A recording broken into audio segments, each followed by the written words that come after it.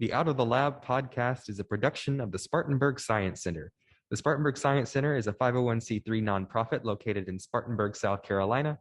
For the past 40 years, the Spartanburg Science Center has been dedicated to exciting, educating, and engaging the local community. The Out of the Lab podcast was made possible from a grant from AFL. Thank you to all of our sponsors, including Contec, for providing studio space. The Out of the Lab podcast is hosted by me, Grayson McDowell, and I couldn't do it without the support of Mary Levins, Executive Director, Will Lawson, and all of my other compatriots who work behind the scenes to keep science education rolling. Most importantly, thank you for listening to the podcast and supporting STEM education. If you would like to donate to the Spartanburg Science Center, you can go to our website, spartanburgsciencecenter.org. That's spartanburgsciencecenter.org.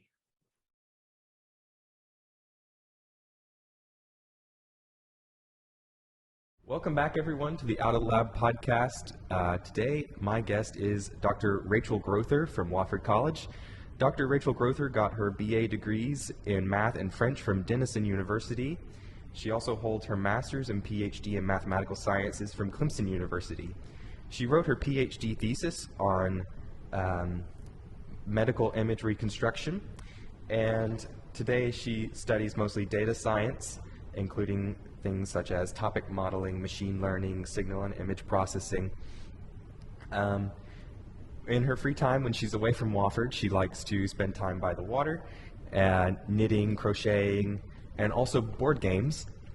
So occasionally, there was one time when the math department held some board game session on Zoom while the pandemic was going on, and Dr. Grotheer and I lost a game of Codenames together. But hopefully today we will win the podcast together as a partnership. Yes. Dr. Grotheer, I'm going to turn it over to you now. I'm interested to know what first got you interested in mathematics. Were you always a quote-unquote math person? How was that journey starting to just getting interested in math? Yeah, that's a really good question. So my dad has like 4 degrees, and 2 of them are in math, an undergrad and a master's. And so I was always like, as a little kid, like, I'm going to get a master's degree in math, just like my dad. But the funny thing is, my dad would always discourage us from doing that. He said, don't get an advanced degree in math. You can't do anything with it. What he really wanted to do was study engineering, actually. And in the small town in Kansas where he grew up, that just wasn't a possibility. So he just thought that there was nothing you could do with an advanced degree in math. Ironically, I ended up with a PhD in math, and my youngest brother ended up with a master's in statistics. So nice. 2 of us pursued advanced degrees in math. But I've always liked math. I actually just found one of the journals I had when I was like 10, and I wrote, my favorite subject in school is math. But that said, I just kind of love learning in general. So I really liked all of the things. I mean, I have people tell me all the time, like, oh, I'm really more of an English person. And I'm like, well, I love English too. I love writing. I love reading. I took a lot of English classes in college. So that's part of the reason I chose to go to liberal arts school. I just wanted to study everything. And that's really where I discovered what math really was in college, and was kind of blown away by this beautiful, philosophical, artistic, creative thing that I couldn't really grasp. And yeah, so I love that. But I still, even when I went to grad school, I still didn't want to cut myself off from or specialize too much.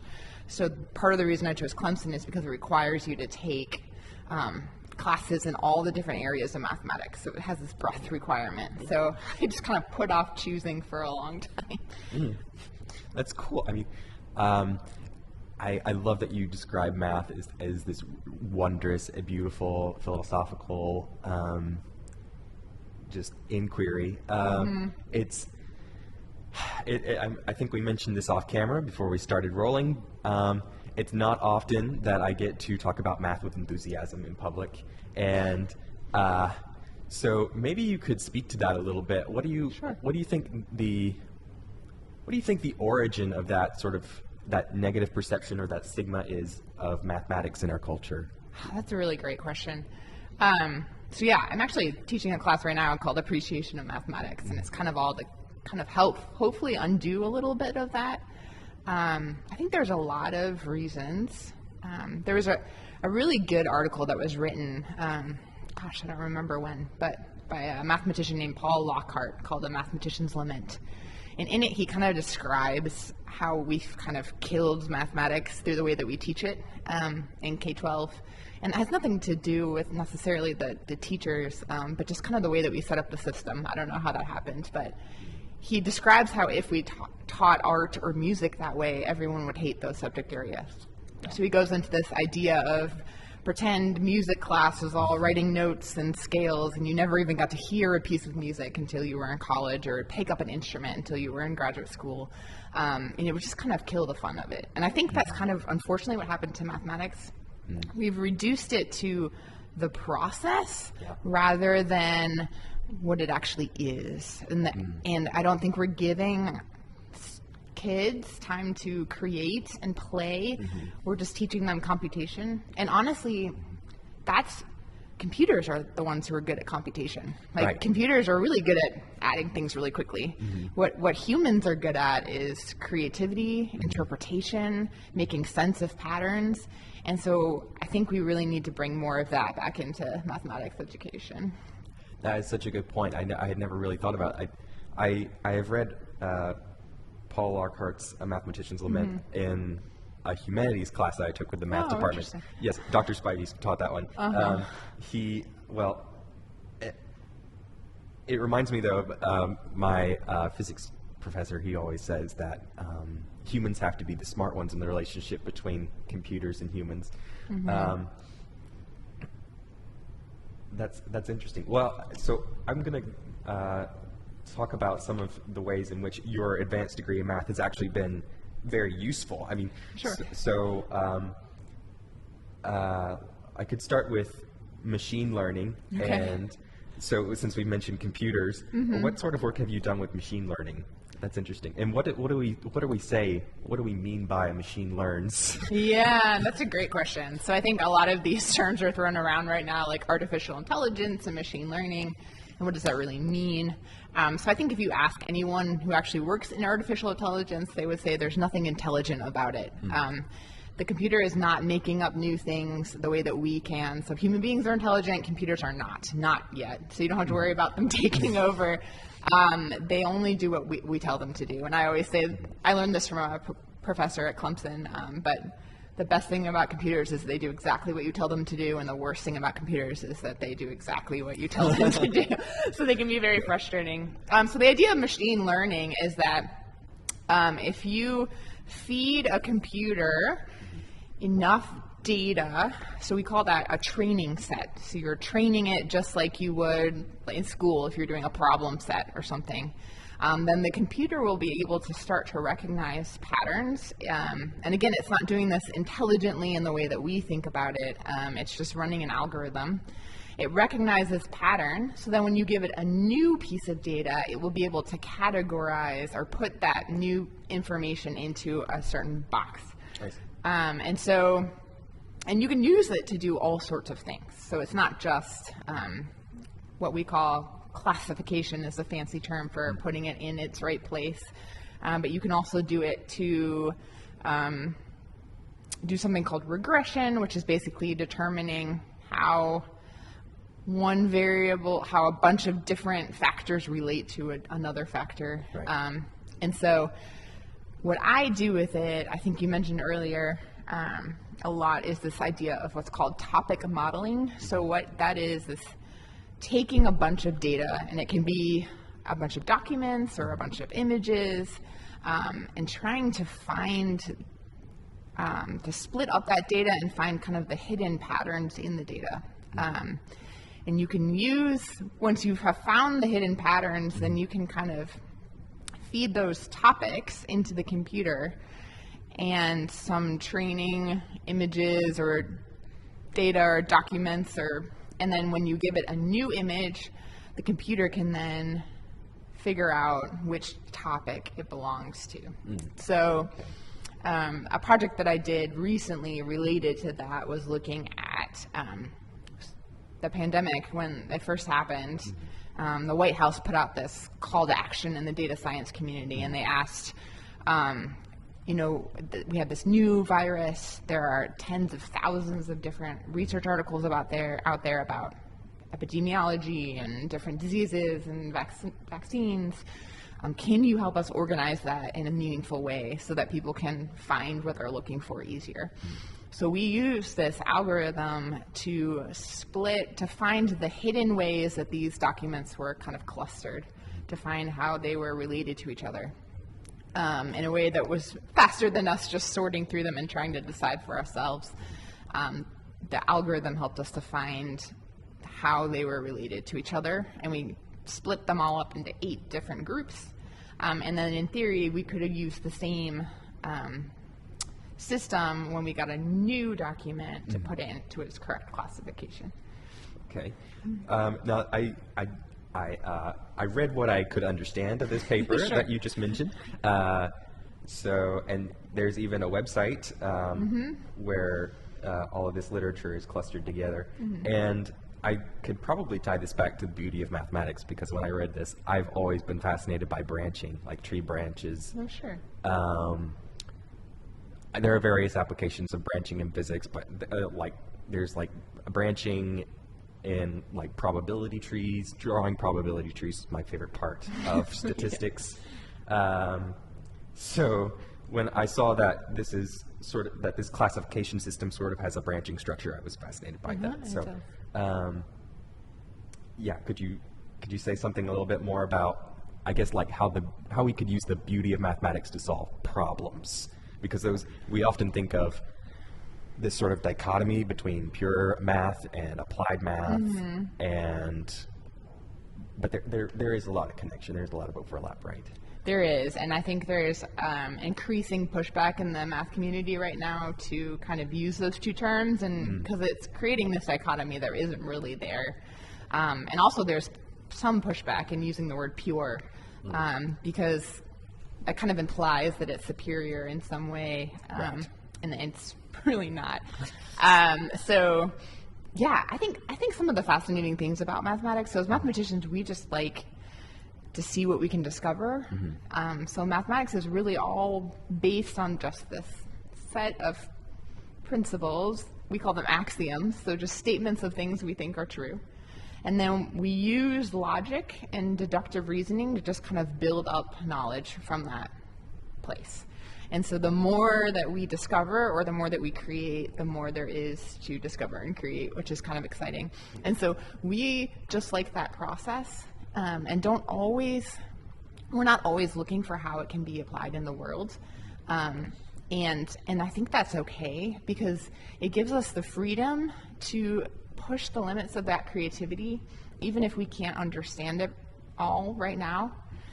So I did medical image reconstruction for my PhD, and something I found fascinating was that the mathematics behind getting a picture from a CT scan actually was discovered about 70 years before the CT scanner was even invented. Interesting. Yeah. Wow. So when Mr. Radon was playing around what he called the radon form, which is kind of getting these averages over a line and trying to determine what the actual value of a function was at different points, he didn't have in mind at all trying to get a picture of the inside of your body. It wasn't until much later that a couple engineers came along and said, hey, I think we can actually use this mathematical principle. And so I think what mathematicians, not that we don't think about applications, because we do, but I think what mathematics brings to the table is this freedom to kind of create and imagine without boundaries of what we can observe in the world. Because we don't really care if it's observable or not. We're just trying to show what is true. And I think that's helped me in my own life kind of accept things that I can't really understand, but can see that are true, even if I can't physically even see them, and just say, okay, I believe it, So I think that's helped in a lot of different areas of my life, but I think that's something that mathematics is good at. And what it also is really good at is it abstracts everything from the world, which means that the same mathematics can be used in a bunch of different contexts, and a bunch of very different contexts, because we're not relying on an interpretation of what we're doing. We're just working with things in the abstract. Yeah, so I was speaking of diversity of application. I think one of these mentions how, I think it was this one on signal recovery. Let me see. So is it the same math can be used to, can be applied to help wireless communication, sensor networks, biomedical networking, and imaging, radar, and signal processing? That's the same math? Yeah, same math. Wow. For all of that. Okay. That's cool. I mean, and you certainly got into some of the philosophical bits. I mean, I guess we could go into a little bit of deductive reasoning. So like a deductive reasoning, we mean just the reasoning of based on logic, where like we're not being like Sherlock Holmes. We are like P then Q, therefore Q, that sort of thing. Yes. It's interesting that you mentioned discovery, because most people think that mathematics is fully discovered, right? Right. We think that mathematics is just in a sort of, I don't know, stasis, and that someone knows the truth. Right. Even if we don't, like, in school, I'm sure most school children think that if it's not their teacher who knows the answer, then some very smart professor like yourself knows the answer. Right. But would you say that there are some areas of mathematics that are still being discovered, or yeah? Yeah, absolutely. Like I said, because mathematics is built on deductive reasoning, there's always somewhere else to go. And there are so many branches of mathematics. I think people find this fascinating. So my colleagues at Wofford, I probably couldn't read any of their research papers. There's just so much diversity in math that I can have a PhD and they can have a PhD and we cannot understand each other's work. So I think that's really cool to me. But yeah, there are so many unknown questions. And I use the word discovered, but there is a kind of philosophical debate in mathematics. Are we creating math or are we discovering math? I fall more in the discovery camp, that it is there somewhere. We're just discovering it. But yeah, there's a lot out there. And actually, even in machine learning, it's a great example. Machine learning, this kind of idea of this neural network. So it's creating something in the computer that mimics the way that our brains work over neurons. That's why it's called a neural network. It works really, really well. But for a lot of cases, we don't know why it works really, really well. And that's kind of weird, right? So like, for most people, they just use it. They don't really care. But for mathematicians, that makes us kind of bothered of like, wow, we really want to prove something about it. We want to be sure that we can use it in the future. And so there's a lot of unknown questions even in machine learning that are still out there that need to be proven, at least in a mathematician's mind. Right. Now I'm just trying to smash down these misconceptions about math. Sure. Like the next one is that I've looked at all the 3 papers you provided me, and it looks like mathematics is a team sport. Whereas I think, I'm also a fan of like watching movies where you have like these disturbed geniuses, but they're like it's like one guy, always a male, and he's like over there and he's working alone on a chalkboard, and that I think that's how many people conceive of mathematics. It's something that it's sort of a solitary process, but right. There seems to be a lot that goes into it, and mathematics is this sort of creative enterprise really does benefit from many different points of view. Is that right? Yeah, absolutely. So I do all my research in collaboration. I think there are some mathematicians that prefer to work alone, but I think it's fairly common to do work collaboratively. And I really like the math community because it's also fairly common to just, so in the research world, there's a lot of conventions, and one of them usually is that the person who did the most work, their name goes first, which makes sense. But in mathematics, it's actually really common to just put your names alphabetically, to say we all worked on this together equally. No one gets more credit than someone else. Sometimes you do, but a lot of times you don't. And especially in applied mathematics, which is more of what I do, you really need a team, because I know math, but I might not know the biology application. I mean, I didn't know anything about medical imaging until I started. I had to learn that. I did a project for my master's thesis in geology, so I needed an advisor in the geology department to help me out with that part of it. So I think you need to bring together expertise to kind of solve some of these big problems. And so I think it is a very collaborative process. And I think mathematicians are really willing to help each other out and kind of throw ideas out there and just see what happens. So, yeah. Yeah, it's really good. Let me ask. So, I think you have something to show us today. Is that right? I do. Okay. Yes. What do you have for us here? So, this demonstration is actually something that anyone can do at home. All you need is dish soap and water, and then some pipe cleaner and straws. But it's a way, this kind of demonstration does two things. So I'm going to see what happens the first time I do it and then describe what's going on and then see if I can get the other thing to happen. So for those who are listening on the podcast, Dr. Grotheer has this a bath of dish solution, and she has a square, or maybe like a cube of, looks like straws and held together by pipe cleaners. Yes. And dipping the cube inside, she's got this really nice looking structure, not something you would expect from bubbles.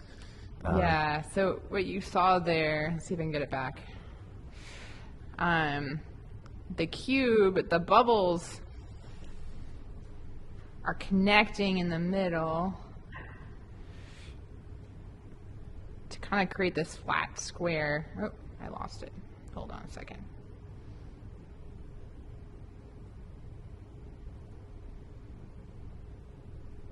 Come on.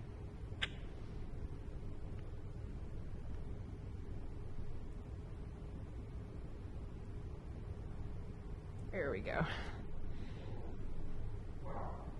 And what it's doing is it's creating, this is called the minimal surface. So the bubbles naturally want to go to the part where they're occupying the least amount of surface in the shape itself. So you can do this with triangles, squares, any kind of polygon. And the bubble naturally goes to what we call a minimal surface in mathematics, which is using the least amount of energy to make that. Now, if I can do this another way, see if I can get it to happen. I can actually show you, so this is a three-dimensional object in my hand, right? I can actually show you a three-dimensional representation of a fourth-dimensional object. Oh. Which is really wild. Let's see if I can get it to work. Yeah, so I mean, I guess like it's doing the minimal surface. If we're talking about 2D, then we're talking about like up, down, left, right. But once we get into 3D, we can go up, down, left, right, and out of the page, in the page. Exactly. And then with the fourth dimension, there is this, what you might say is real, or what you might say is imaginary, but it's basically another way of pointing, if you can imagine that. Yeah, so you can think of it as, if you have a line, that's a one-dimensional object. If you move that line in and out of itself, you get a square. That's a two-dimensional object. There it is. Oh, that is so cool. It's a fourth-dimensional cube. It's called a tesseract. So if you've seen the Marvel movies, that's the tesseract.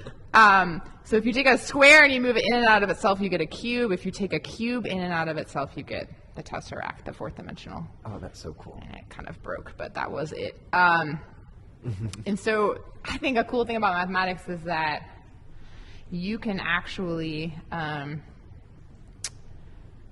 determine what happens in fourth or fifth or sixth or even 10th dimensions without being able to see them. We can still determine things that are true about them and even represent a fourth dimensional object in a three-dimensional way, just like we can draw a cube on a chalkboard, which is a third-dimensional object in a second-dimensional plane. Yeah.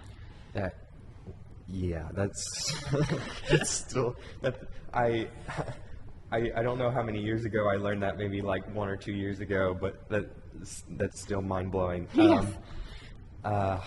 Wow. Okay. So let me see. All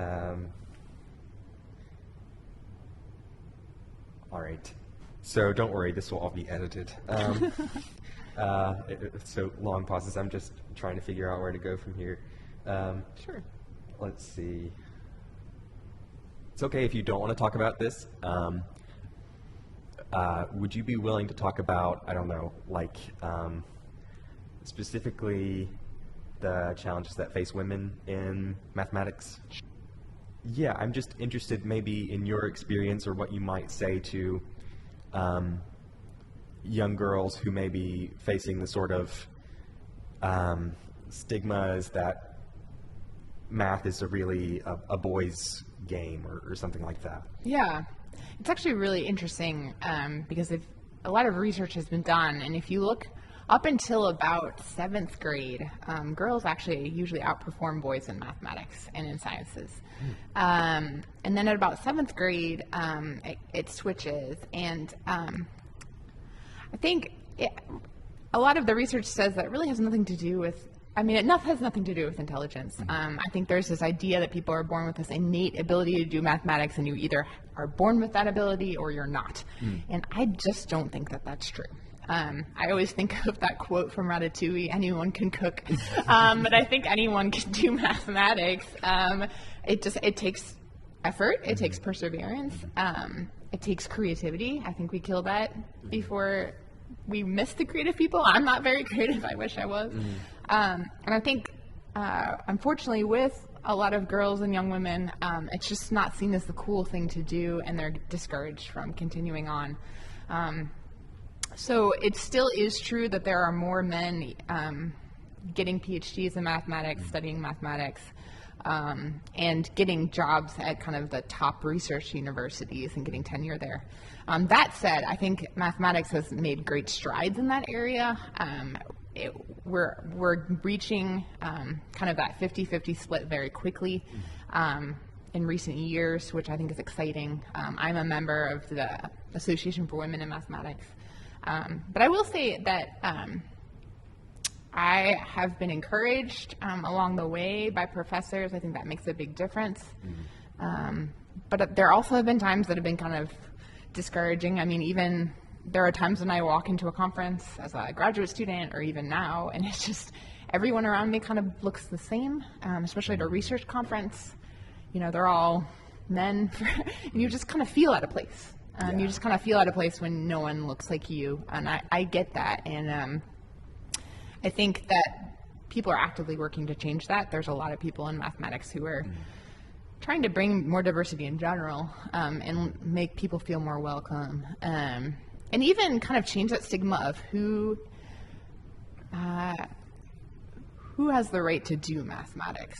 Is it just people in the academic ivory tower or not? There's actually a really cool project that I have learned about somewhat recently called the Prison Mathematics Project. And it's actually a kind of correspondence where a mathematician will write to an inmate and who is using their time to kind of grow and learn mathematics and do mathematics, and kind of trying to break the stigma that you have to be an academic to do mathematics. Anyone can do it. And so some pretty cool mathematics and partnerships have come out of that as well. So I guess I've strayed a little bit from talking about women in mathematics. There are definitely times that I felt isolated, but it's definitely getting better. And I think that there are a lot of people to thank for that. And I actually have started my career after I got through graduate school by going to a couple of workshops that were specifically for women in math and data science, and through those workshops I actually developed almost all of my collaborations now, and that was really helpful to me to have a place that I felt a little bit safer and to share my ideas without feeling risk of being laughed at or told that was a stupid idea. And so I think having those relationships was good. And also just, part of the reason I joined AWM, the Association for Women in Mathematics, in graduate school was to be able to talk about things that are kind of specific to women, like raising a family, and how do you deal with balancing work and life, and just have a place to ask those questions. How can I be an academic and a woman? And I think it's important to have places like that. That's so good. I think what we often lose sight of when we talk about this sort of abstract inquiry, we often lose sight of the fact that it is a human inquiry and that it is a human institution. And so it's important to talk about this. Speaking of it being a human inquiry, you're a human being. You're not a robot. True. You just can't plug yourself into the wall and get motivation to do mathematics. So what inspires you? What gets you out of bed in the morning to do mathematics? So. That's a really good question.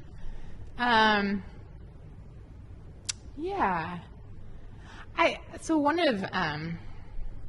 of the people in the math world that I really admire, who I think does a really good job of kind of integrating all of life into everything he does, is Francis Su.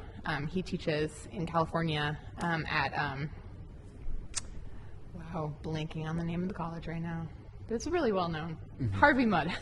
I don't know why I thought of it. And he has a really interesting journey of,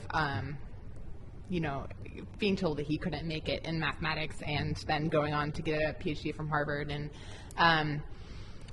but something that I admire about him is he really sees his work as a mathematician and as a teacher and educator as something that really just integrates every part of his life and his views. He has this whole book about using mathematics for human flourishing and how mathematics has a lot of the elements that are just unique to human beings and that kind of are our strengths, like joy and being able to see beauty and working for justice. And I think all these things, that those are the things we should draw on mathematics strengths to create, to help people flourish in their everyday life. And I think that that's really important.